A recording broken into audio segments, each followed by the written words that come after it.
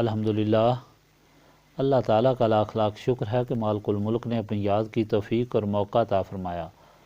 لاکھوں اور کروڑوں درود حضرت محمد مصطفیٰ صلی اللہ علیہ وآلہ وسلم پر، جن کے طفیل مالک الملک نے یہ مہربانی عطا فرمائی۔ سامعین اکرام، اللہ تعالیٰ نے قرآن پاک میں ارشاد فرمایا، اعوذ باللہ من الشیطان الرجیم، بسم اللہ الرحمن الرحیم، وَإِن مِّن قَرْيَةٍ إِلَّا نَحْنُ مُهْلِكُوهَا قبل یوم القیامت او معذبوها عذابا شدیدا کان ذالک فی الکتاب مستورا وما منعنا ان نرسل بآیات الا ان کذب بها الاولون واتینا ثمود الناقۃ مبصرۃ فظلموا بها وما نرسل بآیات الا تخویفا وَإِذْ قُلْنَا لَكَ إِنَّ رَبَّكَ أَحَاطَ بِالنَّاسِ وَمَا جَعَلْنَا الرُّؤْيَا الَّتِي أَرَيْنَاكَ إِلَّا فِتْنَةً لِلنَّاسِ وَالشَّجَرَةَ الْمَلْعُونَةَ فِي الْقُرْآنِ وَنُخَوِّفُهُمْ فَمَا يَزِيدُهُمْ إِلَّا طُغْيَانًا كَبِيرًا وَإِذْ قُلْنَا لِلْمَلَائِكَةِ اسْجُدُوا لِآدَمَ فَسَجَدُوا إِلَّا إِبْلِيسَ قَالَ أَأَسْجُدُ لِمَنْ خَلَقْتَ طِينًا قَالَ أَرَأَيْتَكَ هَٰذَا الَّذِي كَرَّمْتَ عَلَيَّ لَئِنْ أَخَّرْتَنِي إِلَىٰ يَوْمِ الْقِيَامَةِ لَأَحْتَنِكَنَّ ذُرِّيَّتَهُ إِلَّا قَلِيلًا قَالَ اذْهَبْ فَمَن تَبِعَكَ مِنْهُمْ فَإِنَّ جَهَنَّمَ جَزَاؤُكُمْ جَزَاءً مَوْفُورًا وَاسْتَفْزِزْ مَنِ اسْتَطَعْتَ مِنْهُمْ بِصَوْتِكَ وَأَجْلِبْ عَلَيْهِمْ بِخَيْلِكَ وَرَجِلِكَ وَشَارِكْهُمْ فِي الْأَمْوَالِ وَالْأَوْلَادِ وَعِدْهُمْ وَمَا يَعِدُهُمُ الشَّيْطَانُ إِلَّا غُرُورًا إِنَّ عِبَادِي لَيْسَ لَكَ عَلَيْهِمْ سُلْطَانٌ وَكَفَىٰ بِرَبِّكَ وَكِيلًا رَبُّكُمُ الَّذِي يُزْجِي لَكُمُ الْفُلْكَ فِي الْبَحْرِ لِتَبْتَغُوا مِنْ فَضْلِهِ إِنَّهُ كَانَ بِكُمْ رَحِيمًا وَإِذَا مَسَّكُمُ الضُّرُّ فِي الْبَحْرِ ضَلَّ مَن تَدْعُونَ إِلَّا إِيَّاهُ فَلَمَّا نَجَّاكُمْ إِلَى الْبَرِّ أَعْرَضْتُمْ وَكَانَ الْإِنسَانُ كَفُورًا أَفَأَمِنْتُمْ أَنْ يَخْسِفَ بِكُمْ جَانِبَ الْبَرِّ أَوْ يُرْسِلَ عَلَيْكُمْ حَاصِبًا ثُمَّ لَا تَجِدُوا لَكُمْ وَكِيلًا أَمْ أَمِنْتُمْ أَنْ يُعِيدَكُمْ فِيهِ تَارَةً أُخْرَى فَيُرْسِلَ عَلَيْكُمْ قَاصِفًا مِنَ الرِّيحِ فَيُغْرِقَكُمْ بِمَا كَفَرْتُمْ ثُمَّ لَا تَجِدُوا لَكُمْ عَلَيْنَا بِهِ تَبِيًّا اور کوئی ایسی بستی نہیں مگر ہم اسے برباد کر دیں گے قیامت سے پہلے، یا اسے عذاب دیں گے سخت عذاب۔ یہ فیصلہ کتاب میں لکھا ہوا ہے، اور نہیں روکا ہمیں اس امر سے کہ ہم بھیجیں نشانیاں، مگر اس بات نے کہ جھٹلایا تھا ان نشانیوں کو ان سے پہلوں نے، اور ہم نے دی تھی قوم سمود کو ایک اونٹنی جو کھلی اور روشن نشانی تھی، پس انہوں نے زیادتی کی اس پر، اور ہم نہیں بھیجتے ایسی نشانیاں مگر لوگوں کو خوف دلانے کے لیے۔ اور یاد کرو جب ہم نے کہا تھا آپ صلی اللہ علیہ وآلہ وسلم کو کہ بے شک آپ صلی اللہ علیہ وآلہ وسلم کے پروردگار نے گھیرے میں لیا ہوا ہے لوگوں کو، اور نہیں بنایا ہم نے اس نظارہ کو جو ہم نے دکھایا تھا آپ صلی اللہ علیہ وآلہ وسلم کو مگر ایک آزمائش لوگوں کے لیے، نیز اس درخت کو جس پر لعنت بھیجی گئی ہے قرآن میں، اور ہم انہیں ڈراتے رہتے ہیں، پس نہ بڑھایا اس ڈر نے انہیں مگر یہ کہ وہ زیادہ سرکشی کرنے لگے۔ اور یاد کرو کہ جب ہم نے حکم دیا فرشتوں کو کہ سجدہ کرو آدم کو، تو سب نے سجدہ کیا سوائے ابلیس کے۔ اس نے کہا کہ کیا میں سجدہ کروں اس کو جسے تو نے کیچڑ سے پیدا کیا؟ اس نے کہا کہ مجھے بتائیے کہ جس کو تو نے فضیلت دی مجھ پر، اگر تو مجھے مہلت دے روز قیامت تک تو جڑ سے کھاڑ پھینکوں گا اس کی اولاد کو سوائے چند افراد کے۔ اللہ تعالیٰ نے فرمایا جا چلا جا، اب جو تیری پیروی کرے گا ان میں سے تو بے شک جہنم ہی تم سب کی پوری پوری سزا ہے، اور تو گمراہ کرنے کی کوشش کر جن کو تو گمراہ کر سکتا ہے ان میں سے اپنی آواز سے، اور دھاوا بول دے ان پر اپنے گھوڑا سواروں اور پیادہ دستوں سے، اور شریک ہو جا تو ان کے مال اور اولاد میں، اور ان سے وعدے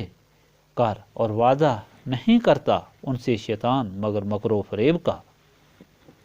بے شک جو میرے بندے ہیں ان پر تیرا غلبہ نہیں ہو سکتا، اور کافی ہے تیرا رب اپنے بندوں کی کارسازی کے لیے۔ تمہارا رب تو وہ ہے جو چلاتا ہے تمہارے لیے کشتیاں سمندروں میں تاکہ تم تلاش کرو اس کا فضل، بے شک وہ تمہارے ساتھ ہمیشہ رحم فرمانے والا ہے۔ اور جب پہنچتی ہے تمہیں تکلیف سمندر میں تو گم ہو جاتے ہیں تم سے جن کو تم پکارتے ہو سوائے اللہ تعالیٰ کے، پس جب وہ خیر و عافیت سے تمہیں ساحل سمندر پر پہنچا دیتا ہے تو تم پھر روگردانی کرنے لگتے ہو۔ اور انسان بڑا ناشکرا ہے، کیا تم بے خوف ہو گئے ہو اس سے کہ اللہ تعالیٰ دنسا دے تمہارے ساتھ خشکی کے کناروں کو، یا بھیج دے تم پر اولے برسانے والا بادل، پھر اس وقت تم نہیں پاؤ گے اپنے لیے کوئی کارساز۔ کیا تم اس سے بے خوف ہو گئے ہو کہ اللہ تعالیٰ لے جائے تمہیں دوسری بار سمندر میں اور بھیج دے تم پر سخت آندھی جو کشتیوں کو توڑنے والی ہو، اور پھر غرق کر دے تمہیں بے وجہ سفر کے جو تم نے کیا، پھر تم نہیں پاؤ گے اپنے لیے ہم سے اس ڈبونے پر کوئی جو ہمارا پیچھا کرے۔ پچھلی ہدایت میں آپ نے سنا کہ یہ اعلان فرمایا گیا کہ وہ لوگ جو اللہ تعالیٰ کے رسول صلی اللہ علیہ وآلہ وسلم سے نسبت نہیں رکھتے وہ ظلمت میں ڈوبے ہوتے ہیں، ان کے دل و دماغ کام نہیں کرتے، وہ اچھائی اور برائی میں تمیز نہیں کر سکتے۔ پھر ان کی مثال بھی دی گئی کہ وہ اللہ تعالیٰ کی تخلیق پر شک کرتے ہیں کہ ہڈیاں مٹی بننے کے بعد پھر وہ کس طرح زندہ ہوں گی، اور کون ان کو زندہ کرے گا، حالانکہ یہ تو صاف ظاہر ہے کہ جس اللہ تعالیٰ نے کچھ نہ ہونے کے باوجود انہیں پہلی بار بنا دیا اور ان چکنا چور ہڈیوں سے کیوں دوبارہ زندہ نہیں کر سکتا، اور وہی ہے پیدا کرنے والا اور مارنے والا، اور یہ اس کے علم میں ہے کہ کب یہ وقت آئے گا۔ اور اس کے ساتھ یہ بھی فرمایا گیا کہ وہ اللہ تعالیٰ مالک و خالق ہے، جب اور جس وقت جس کو چاہتا ہے فضیلت عطا فرماتا ہے، اور وہی ہے جو مصیبت کے وقت سب کے کام آتا ہے اور مصیبت کو دور کرتا ہے۔ یہ سب کچھ دیکھنے کے باوجود پھر ایسے لوگ شیطان کی ماں پر مختلف چیزوں کو اللہ تعالیٰ کا شریک بناتے ہیں، بعض خود بتوں کو بنا کر اپنا معبود بناتے ہیں، بعض فرشتوں اور جنوں کو اللہ تعالیٰ کا شریک بناتے ہیں، اور بعض اللہ تعالیٰ کے صالح بندوں اور نبیوں کی پوجا شروع کر دیتے ہیں، جس طرح نصارہ حضرت عیسیٰ کی اور یہودی حضرت عزیر کی پرستش کرتے ہیں۔ اور یہ ساری حماقتیں اور بدبختیاں نسبت رسولی صلی اللہ علیہ وآلہ وسلم سے محرومی کی وجہ سے ہوتی ہیں۔ آج کا فرمان بھی اس حقیقت کو اور واضح کرنے کے لیے فرمایا گیا ہے کہ جو لوگ ہدایت قبول نہیں کرتے اور بغاوت کرتے ہیں ان کو ضرور عذاب دیا جائے گا، ان کو غرق کیا جائے گا۔ اللہ تعالیٰ نے پہلی امتوں کو ان کے مطالبے کے مطابق معجزات دکھائے، جس طرح قوم سمود کو اونٹنی دی گئی لیکن انہوں نے اسے قتل کیا، جس کی وجہ سے وہ سخت عذاب میں آ گئے۔ کفار مشرکین نے جب نبی پاک صلی اللہ علیہ وآلہ وسلم سے مطالبہ کیا کہ آپ صلی اللہ علیہ وآلہ وسلم اگر اللہ تعالیٰ کے رسول ہیں تو جس طرح پہلے رسولوں نے اپنی رسالت کے ثبوت میں مختلف معجزات دکھائے، آپ صلی اللہ علیہ وآلہ وسلم بھی اپنا معجزہ دکھائیں، مکہ کے پہاڑوں کو سونا اور چاندی کر دیں، یا ان پہاڑوں کو دور ہٹا کر اس زمین کو زرخیز بنا دیں اور پانی کی نہریں بہا دیں تاکہ ہم زراعت کریں۔ حضرت پاک صلی اللہ علیہ وآلہ وسلم نے دعا فرمائی۔ حضرت جبرائیل حاضر ہوئے کہ اللہ تعالیٰ فرماتا ہے کہ اگر آپ صلی اللہ علیہ وآلہ وسلم یہ چاہتے ہیں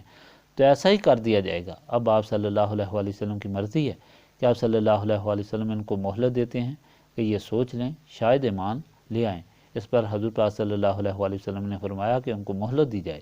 پھر اللہ تعالیٰ نے فرمایا کہ یہ لوگ شیطان کی ماں پر ایسی حرکات کرتے ہیں، یہ نہیں سوچتے کہ شیطان تو ان کا ازلی دشمن ہے۔ جب آدم کو بنایا گیا، فرشتوں کو سجدہ کرنے کا حکم دیا گیا تو سب نے سجدہ کیا، مگر شیطان نے انکار کر دیا اور کہا کہ میں آگ سے بنا ہوں